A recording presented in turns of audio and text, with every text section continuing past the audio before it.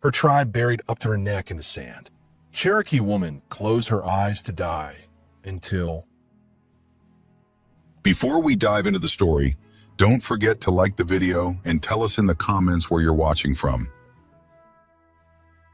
The heat was the first thing he noticed.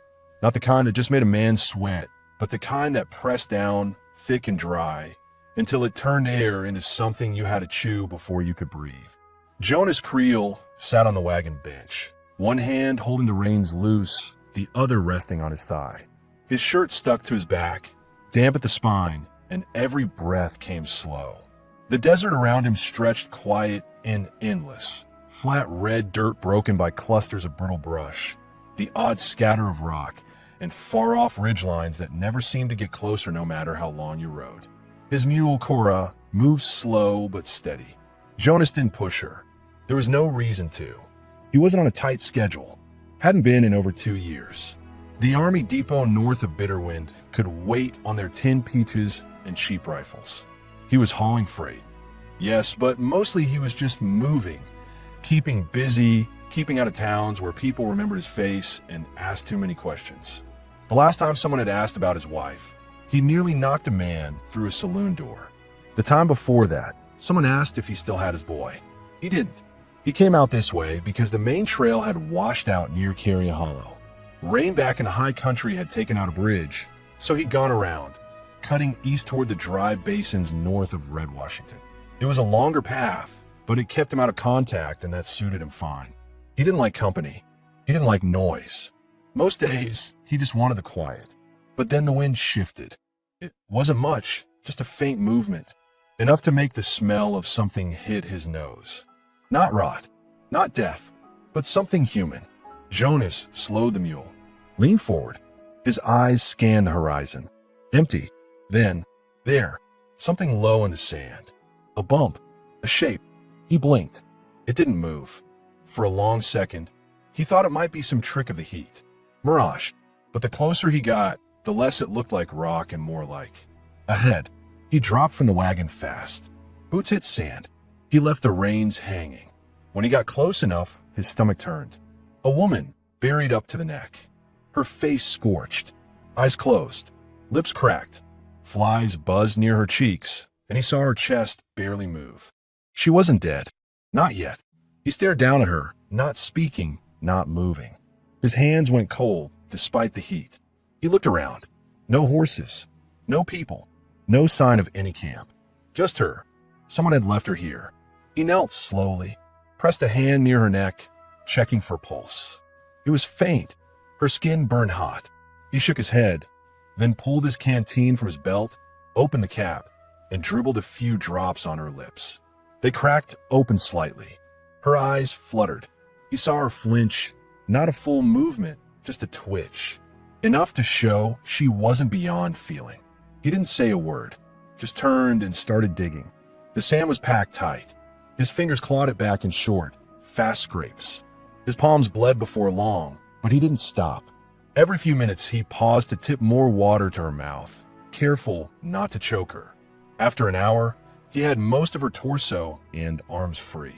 She was light, bones a dry muscle. Her blouse, traditional, handmade, torn at the shoulder. A necklace of feathers hung loose across her chest. Once her hips were clear, he slid his arms underneath her and lifted. She didn't make a sound. Her eyes opened for just a moment, wide, unfocused. Then they closed again. Back at the wagon, he laid her across the canvas, tucked a blanket around her. He opened a second canteen and placed it near her lips again. She swallowed now, barely, but she did. He kept the wagon moving. As he drove, his thoughts twisted through the facts. She was Cherokee. He recognized enough of the beadwork and clothing to know that. But what the hell was she doing buried in the middle of nowhere? He'd heard of old punishments, desert justice, banishment for tribal offenses. But this was the kind of thing you only heard in whispered stories, not something a man expected to ride up on himself. He looked back at her once. She hadn't moved since he laid her down. He didn't stop until after sunset. Found a dry creek, lit a fire, laid her on a tarp nearby, took off his coat and folded it under her head, then sat down across from her and watched. Jonas didn't sleep that night. Every time her chest stopped moving for too long, he leaned in to check. Every time she whimpered, he whispered. Not words, just sound. Something to say he was there. His mind wandered. He remembered the winter his wife took sick. How the doctor came too late. How his boy didn't last another month after her. Jonas had gone him after that. Put the house up for sale. Walked away from the ranch. Bought the mule and wagon and didn't look back. Since then, he'd avoided other people. Didn't want their talk. Didn't want their sympathy. He couldn't fix anyone. Couldn't even fix himself. But here was this woman. Burned, half dead, dumped in the sand like she didn't matter. And she was still breathing. By morning, he lit the fire again. Boiled coffee. Fed her a few softened beans with a spoon. She gagged the first time. Got down the second. When she opened her eyes, really opened them, she didn't speak. Just stared at him. He nodded once. You're safe. No reply. Just a flicker of movement in her fingers, tightening around the blanket he'd laid across her. He didn't need her to speak. She needed time. So he poured a second tin of coffee, sat near the fire, and kept watch on the road. He didn't know who she was. Didn't know why she'd been left. Didn't care. He'd already decided he wasn't leaving her. The next morning came dry and gray. No clouds, just a pale sun and the kind of still air that made every sound carry. Jonas sat by the fire again, stirring a small pot of boiled oats with a steady hand. His eyes kept drifting to her. The Cherokee woman. Her body was still wrapped in his coat, face turned toward the fire, lips chapped and twitching slightly like her sleep wasn't clean. She hadn't said a word since he'd pulled her out of the dirt. 2 days now. She'd sipped water, chewed soft beans when he fed her, opened her eyes sometimes, but nothing more. Jonas didn't press. He knew what it was like to be too far inside your own head to talk. Still, he needed to know what he was dealing with. He crouched near her and spoke in a quiet voice, careful not to sound demanding. You got a name? No response. He sat back. Let it be. That evening, after moving the wagon another half day north along the trail, they made camp again. He built a windbreak with canvas and crates, spread the blanket wider so she could sit propped against a pack. She moved with more strength now, slow but aware. Her fingers gripped the wool when he handed it to her. When he handed her a tin cup of water, she took it on her own. Her hand shook, but she didn't spill. After she drank, she looked at him. Sonny, she said hoarsely. He blinked, caught off guard. She said it again. My name, Sonny. Her voice was rough from disuse, almost broken, but it was there, and it was clear. He gave a single nod. Jonas, he said. Creel. She looked at him for a few more seconds, then lowered her eyes. That was all, but it was enough. They camped near a dry arroyo that night. Jonas pulled out a spare shirt and gave it to her, turning his back so she could change. When she emerged from the wagon, she was still weak, still limping, but upright. She wrapped herself in the blanket and sat across from him near the fire. He didn't ask questions, but in his head, the pieces didn't sit right. A woman like her, out here alone, half dead, buried to her neck in the sand. That wasn't something that happened by accident. That was deliberate. And the marks on her body, bruises fading at the shoulder, raw skin near her collarbone. Someone had hurt her before they buried her. Maybe more than one someone. He stirred the fire with a stick. Who did that to you? He asked finally. Sonny didn't answer right away. She stared into the flames, the light flickering against her sharp cheekbones and sun-dried skin. Her voice came low. My mother's husband. The others listened to him. Jonas didn't speak. He said I defied tradition, that I spoke up when I shouldn't have. A girl, young, was beaten. I said it was wrong. I didn't shout. I didn't fight. Just said it. She paused. Her jaw clenched. That was enough. Jonas leaned forward, elbows on his knees. And your mother? Sonny's expression didn't change, but her voice thinned. She didn't say anything, just stood there. That told him more than he needed. She looked up, eyes hard despite the rawness in her throat. He said it was old law, that if a woman causes disorder, she can be buried. He said I was a threat to unity. Jonas nodded once, slowly. He'd heard of such things. Not often, not in these times. But it wasn't unheard of in fractured camps where old beliefs lived longer than reason. When tribal groups splintered and survival overtook judgment, Sometimes the wrong men ended up in charge, and justice turned ugly. Do they know you're alive? He asked. She shook her head. Do you want them to? She didn't speak for a long time. No, she said finally. That night, she slept inside the wagon under canvas, not just from cold, but for safety. Jonas slept outside by the fire.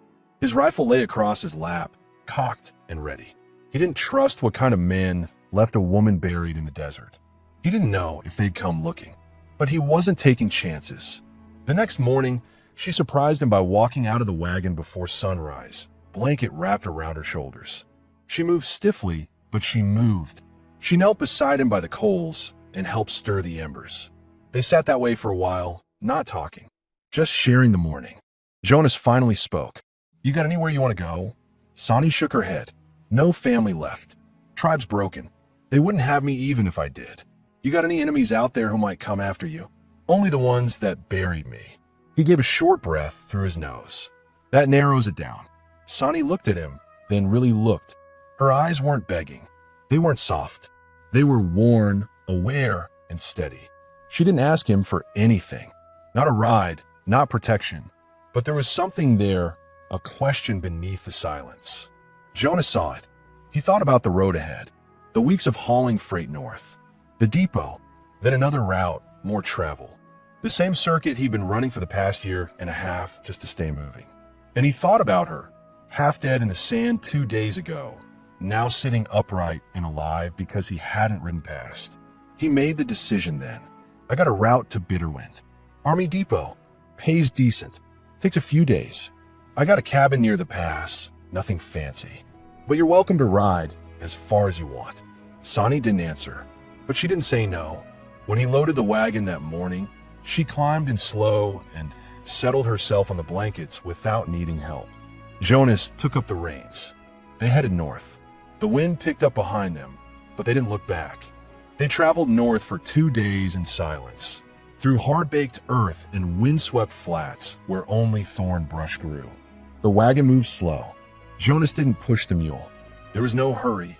Sonny spent most of the time lying down in the back, wrapped in a wool blanket with her eyes half open, watching the sky pass above her. She hadn't asked where they were going, and Jonas hadn't said. Midway through the second day, they passed the burnt ruins of a telegraph station. Half the roof had collapsed, timbers blackened, the old sign barely hanging on by a rusted nail. Jonas slowed the wagon. Sonny sat up slightly, looking toward it. There was no smoke, no tracks, no fresh signs of anyone nearby. Just another forgotten outpost the world had moved on from. Jonas spoke for the first time in hours. Raiders hit it 2 years back. Used to be Army ran. Then came disease. Then the looters. Sonny looked toward him. You've seen a lot. He nodded. Enough. That night, they camped in a low draw near a patch of mesquite trees.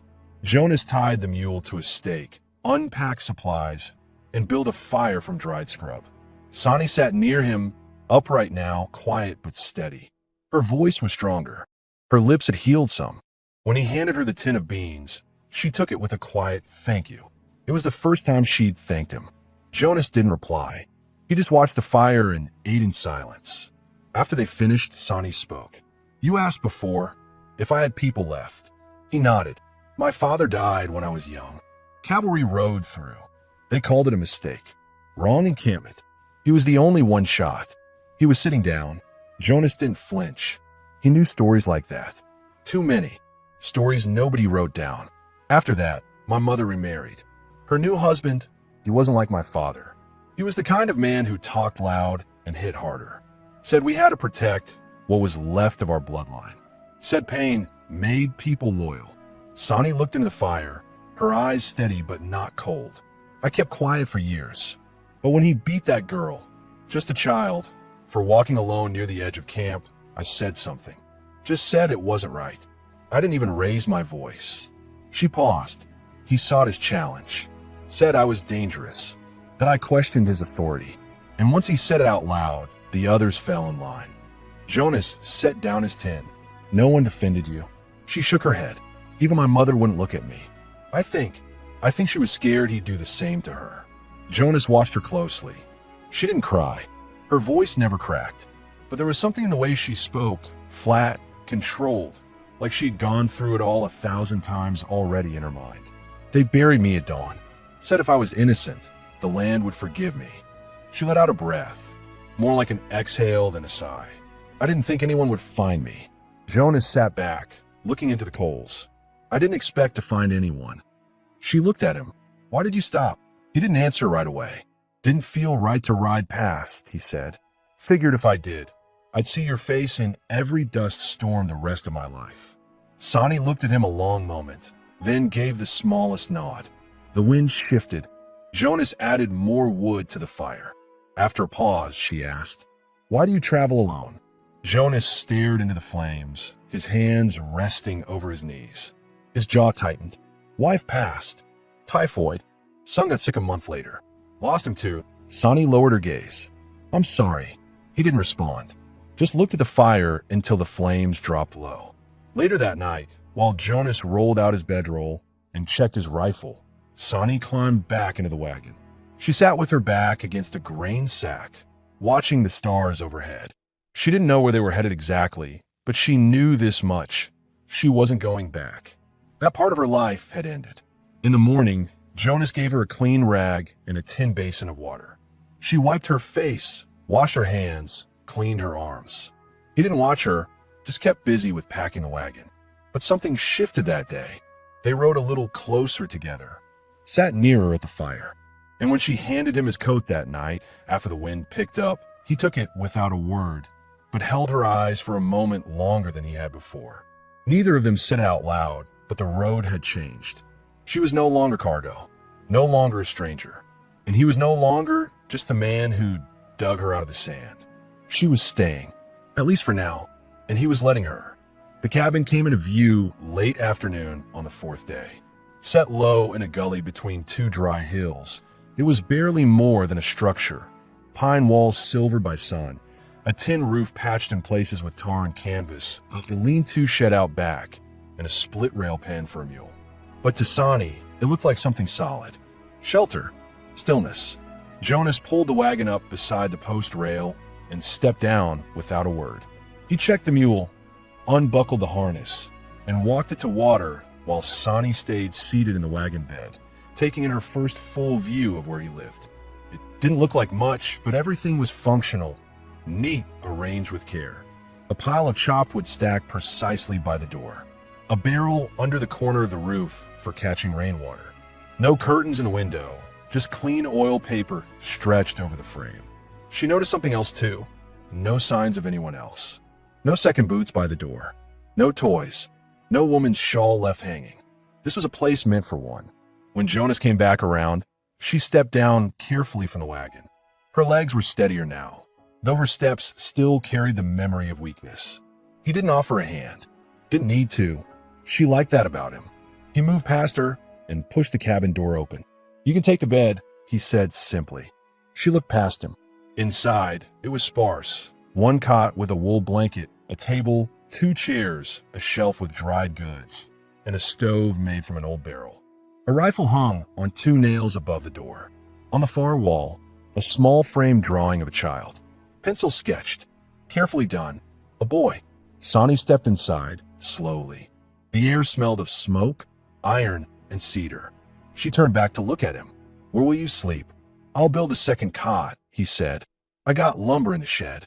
She didn't answer, just nodded and set the blanket from the wagon down at the foot of the bed. They worked together that evening without speaking much. She swept the floor. He cleaned out the stove.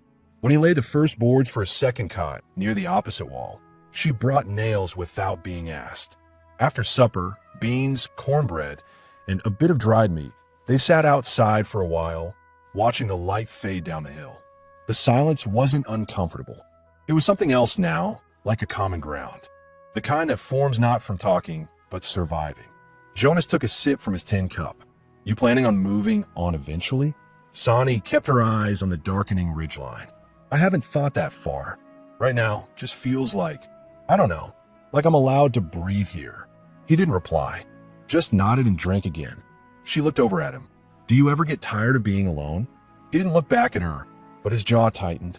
"Used to think I needed to be, but not now. He hesitated, still figuring that part out. A few moments passed. Crickets started up in the brush. "Who drew the picture?" she asked. Jonas was quiet for a while. "My boy," he said. "Name was Eli. I drew that the winter after he passed. Couldn't bury him proper. Ground was too hard." Sonny's voice softened. "I'm sorry." He shook his head.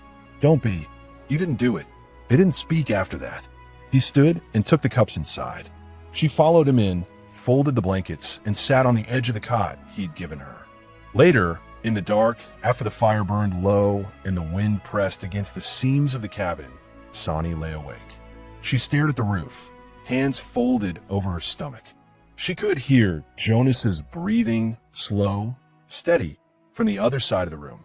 She thought about the pit, about her mother, about the silence that followed her own voice when she stood up for that girl. She wondered if the girl was still alive. She'd never know. But here, now, was a man who had no reason to take her in, who hadn't asked her for anything, not even thanks. She thought of the way he looked at her when she spoke, like he was listening, not judging. She turned on her side and closed her eyes. The next morning, she woke to the smell of coffee and the sound of sawing. Jonas was outside, working on a new fence post. She rose slowly, found her shoes, and stepped outside to join him. He didn't look up, just said, "There's coffee on the stove. You can help if you want." She picked up the other end of the beam without saying a word. The day had begun, and she had no plans to leave. By the third week, Sonny had taken to the rhythm of the place like she'd always known it. Mornings began with coffee, black, hot, nothing fancy. Jonas always brewed it early, before the sun fully crested the ridge, while the air still held a bite. She'd wake to the scent, pull on the thick flannel overshirt he'd given her, and step outside without a word. He was always there, splitting wood, checking the mule, patching harnesses, or sharpening tools by lantern light. She never asked what needed doing. She just joined in. At first, she stayed quiet because she was still recovering, physically, emotionally, but now, silence had simply become how they lived. They spoke when something had to be said. Everything else could be understood through motion. He passed her the hammer. She brought the nails. He scrubbed the wash basin. She boiled water to rinse. Every gesture was part of a pattern forming between them. Unspoken, necessary, and stable. One afternoon, a male rider came up the trail. A kid from a depot, maybe 20. Nervous, jumpy, thin. He brought a few folded papers, military orders, and a sealed envelope for Jonas from the supply office. Sonny stayed inside while the man dismounted, but she watched from the small window. Jonas took the papers, said almost nothing. The rider glanced toward the cabin. "You got someone in there?" Jonas's reply came low. "She's with me." The boy didn't press. He left quick. That night, Sonny asked about it. What was in the envelope? Jonas was sitting at the table, reading the note in the lamplight. New freight assignment. They wanted to haul barrels down to Granite Hill. Late winter run. You going? Probably. She nodded. Do they know you live out here? They don't ask. Do they care you've got someone with you now? He looked up from a paper. No. She stared at him. Do you? His answer didn't come fast, but when it did, it was steady. No. That settled it. The next day, Sonny was out near the back shed, sweeping dust from the low wooden platform that passed as a porch, when she found a pair of worn leather boots. Smaller than Jonas's. Child size. Carefully wrapped in oiled cloth and tucked under a bench. She didn't move them, just stared for a moment, then quietly covered them back up. That night, she made the cornbread. It came out burnt on the bottom, but warm through. Jonas ate every bite without complaint. After the plates were cleared, she spoke across the table. The boots outside the shed. Your son's. He nodded once, eyes fixed on the lamp flame. I didn't move them, she said. I know. She looked down at her hands. I lost someone too. Years ago. My father. He was the only person who spoke up for me. After he died, the camp changed. Got harder. Meaner. People stopped being people. They started watching each other more than helping. Jonas didn't speak. He just listened, like always. If I'd had someone like him standing behind me when they accused me, it wouldn't have happened. Jonas finally said, that man back then, your mother's husband, he's still alive? She looked up. Yes. You think he'll come looking? She shook her head. No. If he believed I survived, he'd have sent someone already. He thinks I'm gone. Dead like he wanted. Jonas leaned back in his chair. Then he's a fool. They said nothing else that night. But the next morning, Jonas brought out his rifle, oiled and cleaned it, then handed it to her. You know how to shoot? Sonny stared at it. Some. He pointed toward a stack of chipped cans he'd set on a fence post. Show me. She hesitated, then took the rifle. Stepped back. Aimed. Fired. First shot missed. Second hit. He didn't smile, didn't praise her. Just said, we'll keep practicing. Every afternoon after that, they spent time near the fence line, shooting together.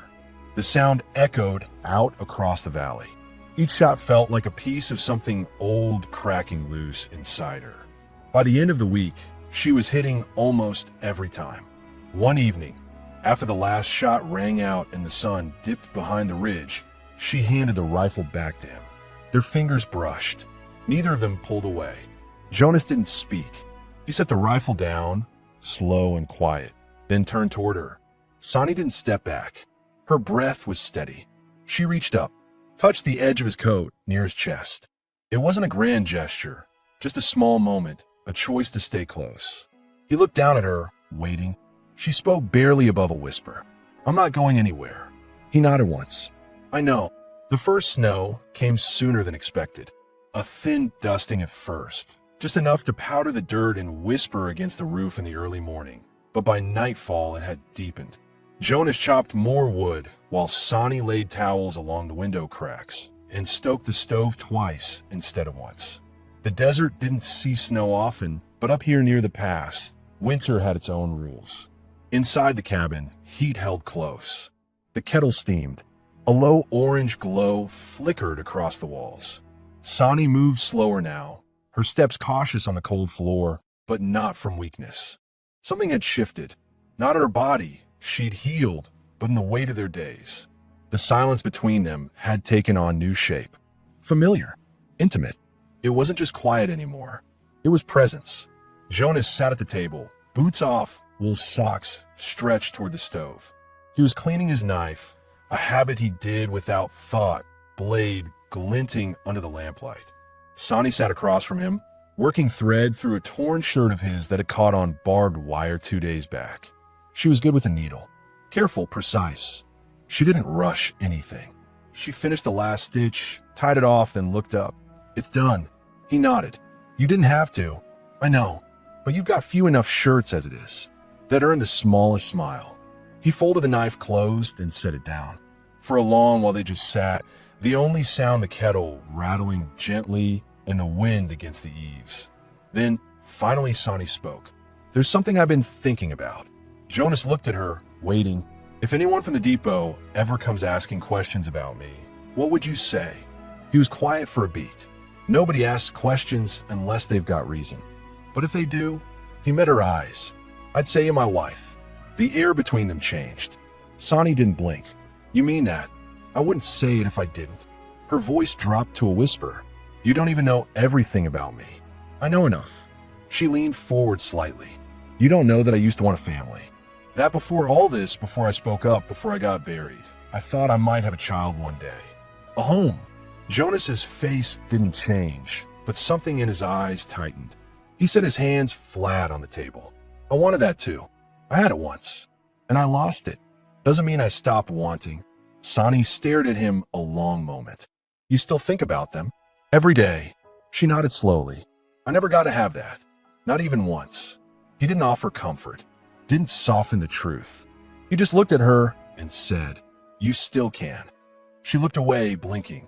Then, after a moment, stood and moved around the table. She stopped beside him. He looked up. Her hand reached for his, hesitant at first, then firm. She gripped it tight. I'm not scared of being close to you, she said. But I don't want to be something you take in just to fill a hole. Jonas stood slowly.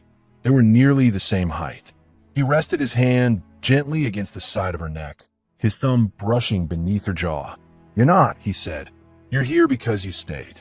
And because I wanted you to. She didn't speak, just nodded. Her face close now, breath shallow. Then she leaned in. He met her halfway. The kiss wasn't rushed. It wasn't fiery or loud. It was firm, grounded. Two people who had nothing left to pretend about. His hand stayed on her shoulders. Hers slipped beneath his coat. When they parted, she didn't pull away. She rested her forehead against his chest and stood there a long time. That night, they didn't sleep in separate corners. Jonas cleared the second cot to make room. The cabin was quiet. The stove burned low. The world outside was snow and silence. Inside, their bodies met slowly. No need for urgency, no fear. His hands were calloused and warm. Hers held steady. She didn't flinch when he undressed her. He didn't speak when she touched the scar across his ribs. There was nothing to explain. They knew who they were now. Later, lying beside him in the warmth of the shared blanket, she whispered, "I used to think I was broken." Jonas turned to her. "You're not." She blinked back the heat behind her eyes. "You don't even flinch when I talk about what they did.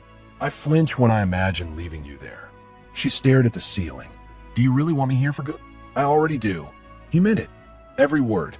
Sonny turned to her side, curled into him, and for the first time in years, she slept through the night. No waking, no terror, just stillness. The snow kept falling. The wind picked up. But inside that small cabin, something strong had taken root, and neither of them had plans to walk away. The snow held for days. Jonas and Sonny kept close to the stove, rising early to stoke the coals and boil water for coffee. They rationed supplies carefully. There was enough salt pork, beans, flour, and dried apples to last a few more weeks if they kept portions small. Outside, drifts had piled against the west wall of the cabin, burying the woodpile halfway. Jonas had to dig his way to it each morning, boots crunching through the crust. Inside, the routine held steady. Sonny swept the floor, mended the cuffs of his shirt, stirred the pot while he patched wagon straps or carved spare handles for tools. The physical nearness between them came easier now, his hand on her lower back as he passed behind her, her fingers grazing his when handing him a tin cup. No hesitation, no question. Still, neither of them spoke in grand terms. No declarations. No talk of love, no promises. That wasn't how they worked. But it was clear in how they move around each other, how they watch the windows, how they lay close under one blanket at night. That what had formed between them wasn't passing. On the fourth day of snow, Sonny stepped outside alone for air. The sky was colorless, light bleeding through clouds with no sun behind it. The cold bit hard at her face, but she welcomed it. It reminded her she was alive. Not buried, not hunted. She stood quietly by the edge of the rise, wrapped in his coat, watching the valley below. Then she heard it. Hooves. Far off, steady. She turned back toward the cabin. "Jonas," she called, voice low but urgent. He was outside in seconds, rifle already in hand, eyes scanning the ridge. Two riders were coming down from the south. Not fast, not slow. Just enough pace to cover ground without tiring the horses. Both wore long coats. One had a wide-brimmed hat turned low. From this distance, their faces weren't visible. Jonas stepped forward, rifle against his shoulder. "Stay back," he said. Sonny didn't argue. She moved beside the doorway, but didn't go in. The riders came closer. When they were within 50 yards, the man in front raised a hand and slowed his horse.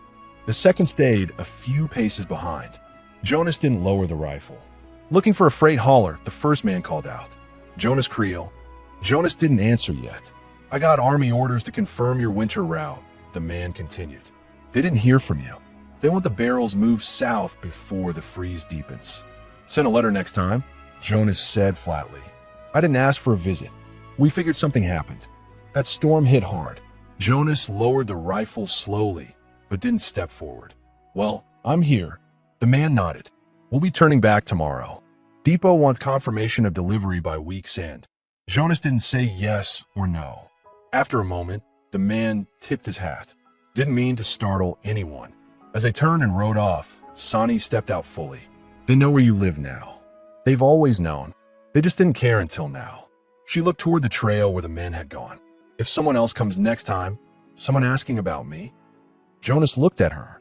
"Then I'll lie." That night, she lay beside him, arms folded beneath her chin, staring into the low glow of the stove. I still feel them sometimes, she said. Their eyes on me. That silence. That feeling of being watched. Jonas turned to her. They're not coming. You don't know that. I know they buried you and didn't look back. That means they don't expect to see you again. And if one of them ever does, they'll answer to me.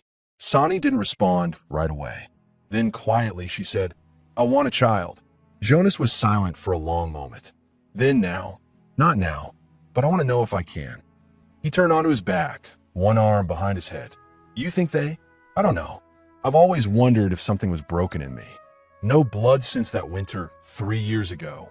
I thought it might never come back. Has it? Yes. 2 months ago.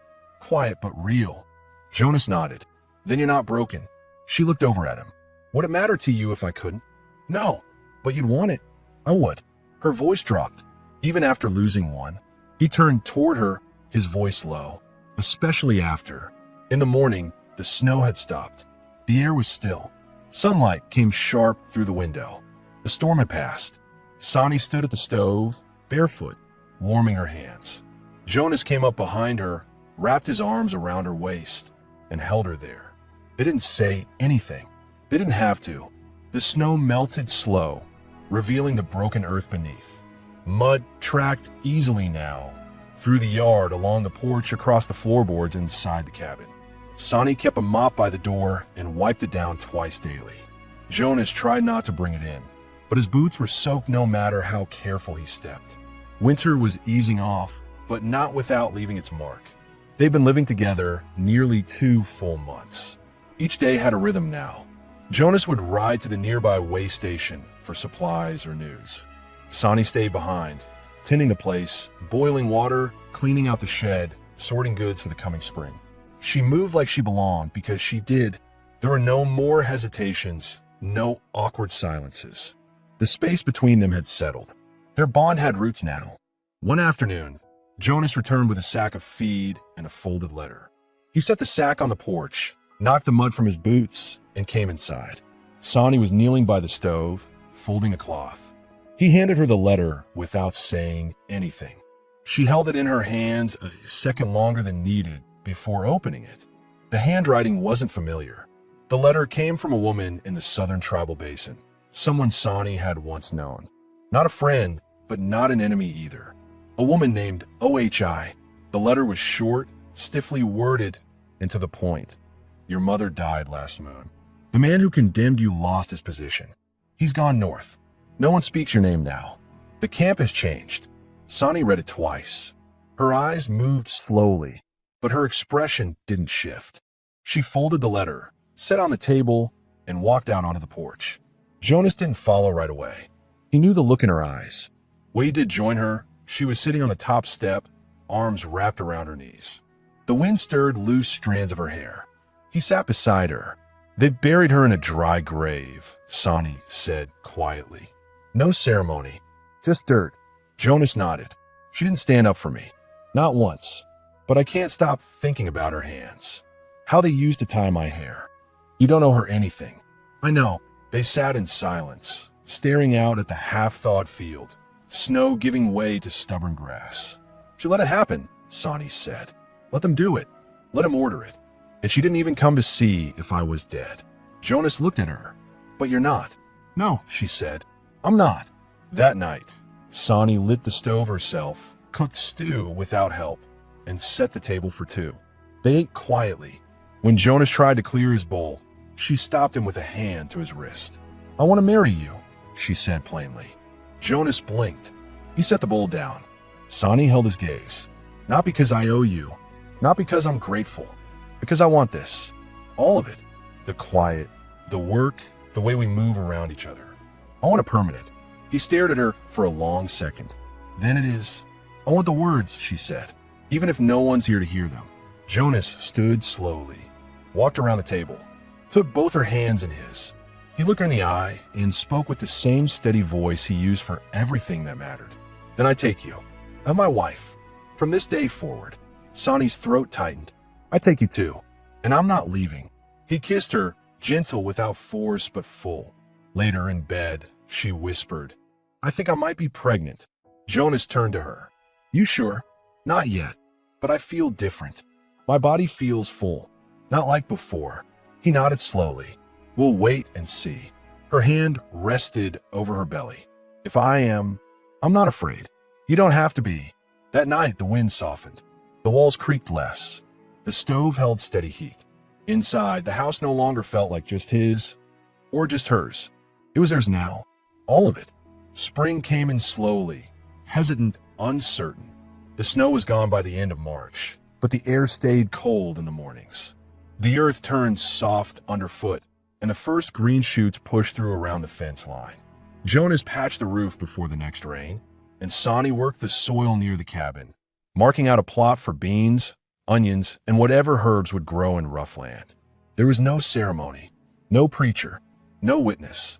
But one morning, Jonas slid a thin iron ring across the table while she was kneading dough. She didn't say anything right away, just stared at it, then at him. He didn't explain. She wiped her hands, slid it on, and kept working. That afternoon, they rode to the supply depot together. She didn't stay in the wagon. She walked beside him, coat buttoned tight, her chin held firm. A few heads turned, but no one said a word. Jonas introduced her as his wife when asked.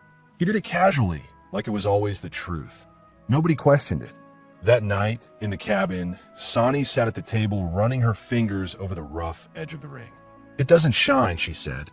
It's made to last, Jonas answered. She nodded. That's better. The pregnancy became more certain as the weeks passed. Her body changed just a little at first. A heaviness in her belly, a tiredness in the evenings that she didn't fight. Jonas noticed before she said anything. The way she held her back after long work. How her appetite shifted. How she paused longer at the edge of the field. One morning she confirmed it. Simply, it's happening. Jonas just nodded and stepped toward her. She let him hold her a long time. I don't eat much, she whispered. Just quiet. And you'll have both.